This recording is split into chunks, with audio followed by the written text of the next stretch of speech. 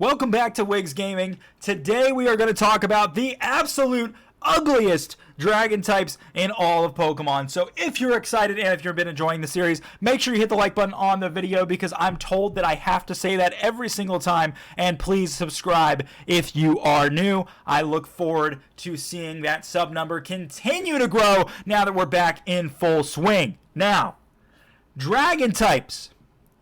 Dragon types are one of, if not the strongest types in the game. But there are some bad looking ones. The Pokemon Company and Nintendo, I say the Pokemon Company even though I don't think they're in charge anymore. I'm pretty sure it's been Game Freak most of the time and Nintendo just helps out with publishing the game. Game Freak has been pretty good with their dragon type designs. They spend more time on them because again, they're super strong and they want people to use them.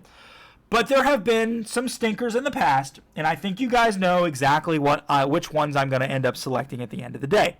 Now, in this case, we just have a Dragon Snake. We don't have any other choice. We're going to put the Dragon Snake in there. But man, is Generation 2 a tough choice, man. Wow. I have no clue what to select for Generation 2 because I'm having a really hard time deciding what the ugliest one is. I really have no clue at all what it is that I'm supposed to put for Generation 2. So I think I'm just going to have to go with this one. I know it's the only option available, so it's just what I'm going to have to go with. But that was a really tough choice. Generation 3.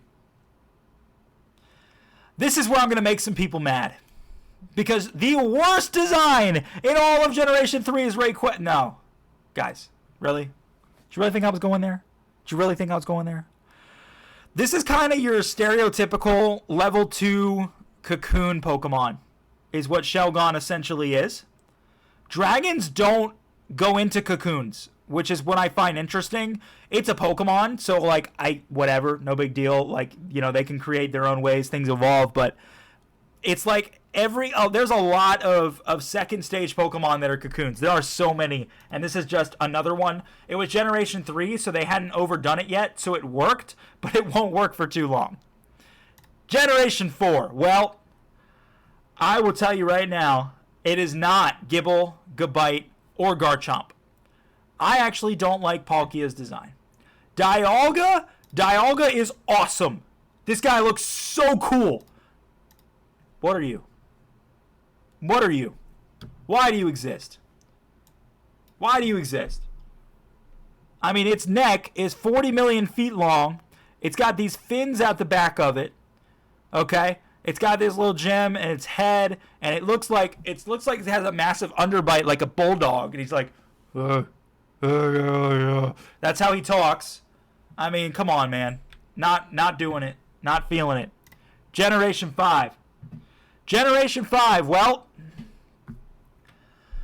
you know, I think a lot of you guys think I'm going to choose Druddigon today. I'm not. I am not going to choose Druddigon. You know why? Because Kyurem is probably the most disappointing legendary Pokemon that has ever been created. We're given a Black 2 and White 2 sequel, right? Everybody's thinking, oh my goodness, this is so cool. And then they see Kyurem. And they're like, hold on a second. This is not the third legendary we were promised that we got in every other game. This is just Kyurem. And then when you fuse them and you make Kyurem white or you make Kyurem black, well, this thing looks like an abomination. Now keep in mind, Black 2 and White 2 are phenomenal games. From what I've heard, I have not played them. I played the original Black and White, and Black 2 and White 2 are like $200. So one of these days I'll buy it, but not at the moment. But I will play it. I will play it if I buy it. But at the end of the day, this is something that has to be kept in mind this is truly just a really disappointing legendary, and it's really anticlimactic when you finally get this thing. Generation 6. I think, quite honestly, and I've said it a million times before, that the megas they made were really well designed. They are. And then you have Mega Ampharos, which just gets a little fur on its tail and some hair. And it's like, you know what? Let's make it a dragon type, guys. Why not? Disappointed. Generation 7.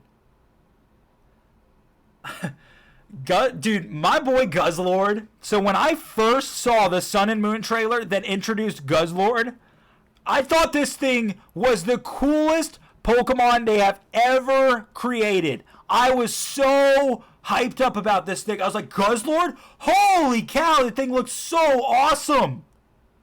Because it did. It did look awesome. But then,